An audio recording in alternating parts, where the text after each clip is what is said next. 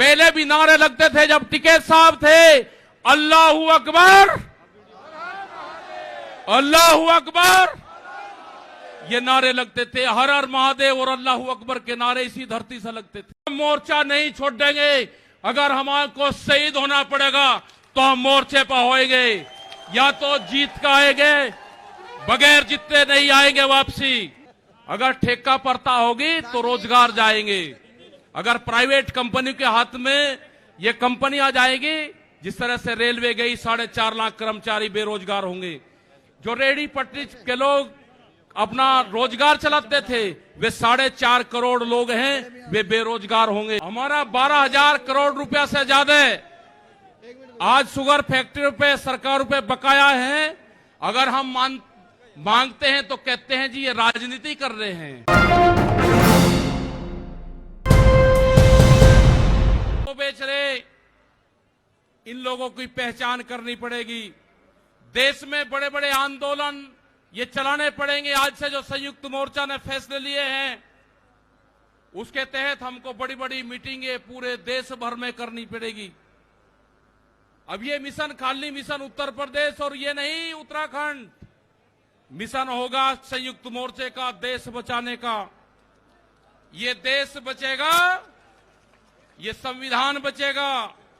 आज लड़ाई उस मुकाम पर आ गई कि देश के जो नौजवान हैं, जो 14 करोड़ लोग जो बेरोजगार हमारे साथी, हमारे बच्चे हुए हैं, यह आंदोलन उनके कंधों पे है। जिस तरह से एक चीज बेची जा रही है, 3 कानून भी उसी का ही एक हिस्सा है। पहला है कि यहां पे रेल और हवाई जहाज और हवाई अड्डे बेचे जाएंगे। किसने परमिशन दी? किसकी ताकत है कि देश की प्रॉपर्टियों को बेचोगे? आपने घोषणा पत्र में नहीं लिखा, देश की जनता को धोखा दिया। धोखा नंबर 1।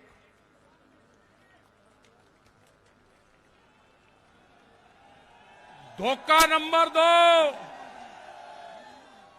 धोखा नंबर 2, बिजली बेचेंगे, प्राइवेट करेंगे बिजली को। ये धोखा नंबर 2 कहीं घोषणा पत्र में नहीं लिखा। जब वोट मांगी नहीं कहा कि बिजली भी बेचेंगे।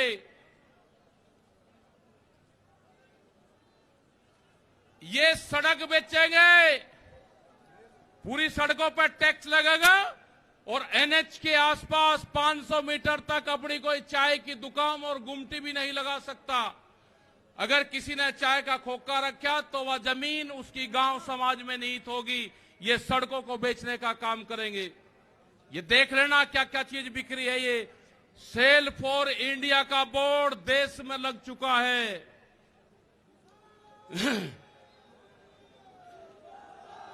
ये है एलआईसी, जो बड़ी कंपनी देश की, बैंक, ये सब बिखरे हैं।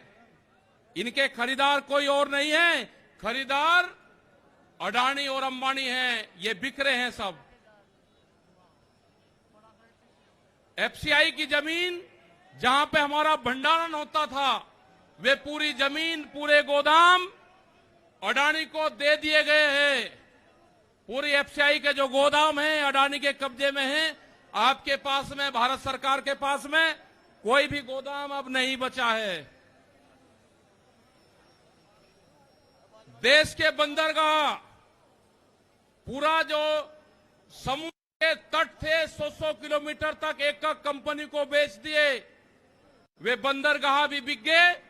ये भी आपको जानकारी होनी चाहिए। वहां पे जो मछली पालन किसान हमारा था, जो नमक का किसान हमारा था, खत्म हो गए। बड़े बड़े बंदरगाह वहां पे बिक चुके हैं।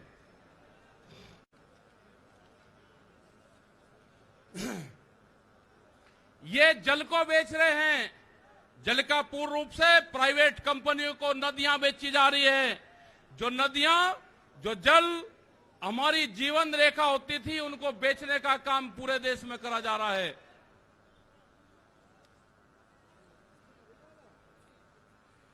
ये इंडिया ऑनलाइन सेल, मतलब कोई भी कीमत किसी भी चीज की लगा सकता है। भारत बिकाऊ है, ये भारत सरकार की पॉलिसी है।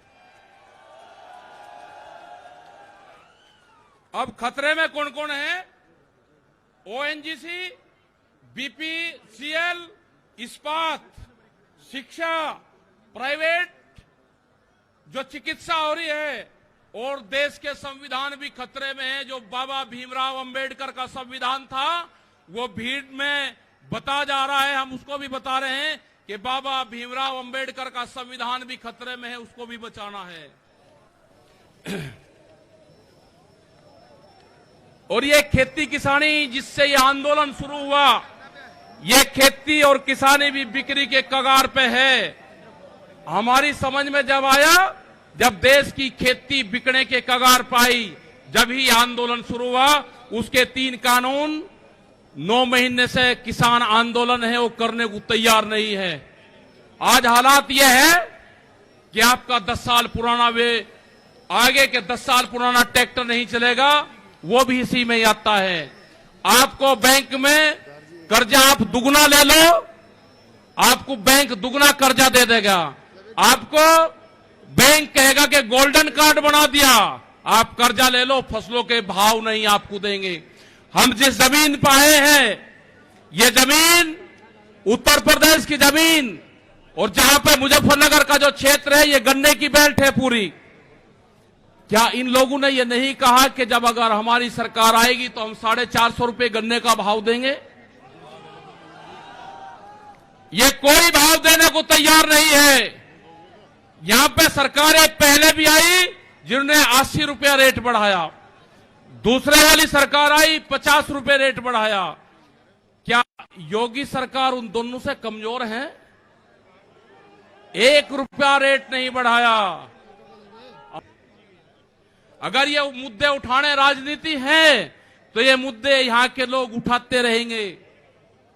हमें बहुत तरह के एलिगेशन लगाए गए। हम 9 महीने से वहां पे हैं, आप लोगों के बीच से वहां पे गए। मुजफ्फरनगर की जमीन पे हम पैर नहीं रखेंगे, हम गाड़ी से यहां से वापसी जाएंगे। जब ये आंदोलन फतेह होगा, इस किसान और देश के जवान की जीत होगी, जब ही हम यहां पाएंगे। अत्याचार बहुत है, यहां पे पुलिस फोर्स के लोग भी होंगे, यहां पे पुलिस फोर्स के लोग हैं, उनकी सैलरी 25 और 30 हजार रुपए हैं। ड्यूटी वे 24 घंटे देंगे। मास्टर जो प्राइमरी का टीचर है उससे आधी सैलरी उनकी होगी, वे आवाज नहीं उठा सकते, उनकी आवाज को दबाया जाता है। उनका जो क्वार्टर है वो 500-600 फीट में है, उनके क्वार्टर बड़े बड़े, उनकी सैलरी भी टीचर के बराबर उनकी सैलरी हो। वे ड्यूटी देते हैं 24 घंटे। जितने भी सरकारी कर्मचारी हैं उनकी पेंशन खत्म करोगे। एमपी एमएलए की पेंशन लोगे 2-2, 3-3। कर्मचारियों की पेंशन खत्म करोगे। आप देश में प्राइवेटाइजेशन करोगे तो रोजगार खत्म होंगे। हमारी समझ में एक बात नहीं आई, जो बड़ी बड़ी कंपनी 67,000 और 1 लाख करोड़ रुपया सरकार का लेकर भाग जाती है, उन्हीं को ही फिर बड़े बड़े संस्थाएं बेच रहे हैं। वो पैसा कहां जा रहा है? अगर पूरे हमारे संस्थाओं के रेलवे बिक्री है, रेल के 4.5 लाख कर्मचारी बेरोजगार होंगे। मैंने जो सफाई कर्मचारी है उनसे बातचीत करी, रेलवे के या किसी भी नगर पालिका के हों, 5 और 6 हजार रुपए में वे सफाई कर्मचारी वाल्मीकि समाज के लोग नौकरी करेंगे यहां पे। अगर ठेका पड़ता होगी तो रोजगार जाएंगे। अगर प्राइवेट कंपनी के हाथ में ये कंपनी आ जाएगी, जिस तरह से रेलवे गई, 4.5 लाख कर्मचारी बेरोजगार होंगे। जो रेहड़ी पटरी के लोग अपना रोजगार चलाते थे, वे 4.5 करोड़ लोग हैं, वे बेरोजगार होंगे। बड़ी बड़ी एमेजॉन जैसी कंपनी आ रही है जो इस देश में व्यापार करेंगी, इस देश में मॉल खुलेंगे। वे हमारे मजदूर भाई कहां जाएंगे? ये उनकी भी लड़ाई है। ये लड़ाई जितनी भी संस्थाएं बिक रही है उसकी लड़ाई है। और आपने आगे की और हम बात बता देना चाहते हैं, ये लड़ाई शुरू हुई 3 काले कानून से। ये लड़ाई शुरू हुई एमएसपी पे गारंटी कानून से। हमने एक ही जिले का एक डाटा भारत सरकार को दिया, यहां उत्तर प्रदेश के अधिकारियों को दिया, यहां के मुख्यमंत्री को दिया। रामपुर जिले में जो मंसूरी धान की खरीद होती है वो बिहार में पैदा होता है। उसको बेच रहा है यहाँ पे। वो पंजाब जाता है, हरियाणा जाता है, बड़े व्यापारी का धान फसलें एमएसपी पे बिकती है, किसान की 10 से और 15% बिकती है। ये आपको समझना होगा। पूर्ण रूप से फसलों के दाम नहीं तो वोट नहीं, ये नारा लगाना पड़ेगा। फसलों के दाम नहीं तो वोट नहीं। जब तक इस सरकारों को वोट की चोट नहीं दोगे, ये दोनों बाहरी लोग हैं, इनको यहां से जाना होगा। अमित शाह, मोदी और योगी ये चुनाव जीत का है। ये उत्तराखंड से चुनाव जीत के प्रधानमंत्री बने, कोई ऐतराज नहीं। उत्तर प्रदेश की जमीन से जीत के गुजरात में गुंडागर्दी के दम पे आना हो, वहां पे पुलिस स्टेट है, वहां पे जीत के देश प्रधानमंत्री बने, कोई ऐतराज नहीं है। लेकिन उत्तर प्रदेश की जमीन पे ये दंगा करवाने वाले लोग हैं, इनको यहां पे बर्दाश्त यहां की जनता नहीं करेगी। ये मिशन जो संयुक्त मोर्चे का है, ये तय हो चुका है और हम मोर्चा नहीं छोड़ देंगे। अगर हमारे को शहीद होना पड़ेगा तो हम मोर्चे पर होएंगे, या तो जीत का आएंगे, बगैर जीते नहीं आएंगे वापसी। ये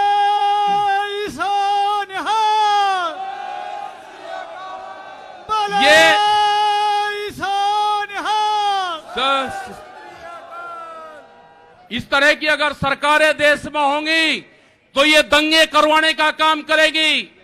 पहले भी नारे लगते थे जब टिकैत साहब थे, अल्लाहू अकबर, अल्लाहू अकबर, ये नारे लगते थे। हर हर महादेव और अल्लाहू अकबर के नारे इसी धरती से लगते थे। ये नारे हमेशा लगते रहेंगे, ये नारे हमेशा लगते रहेंगे। दंगा यहां पे नहीं होगा।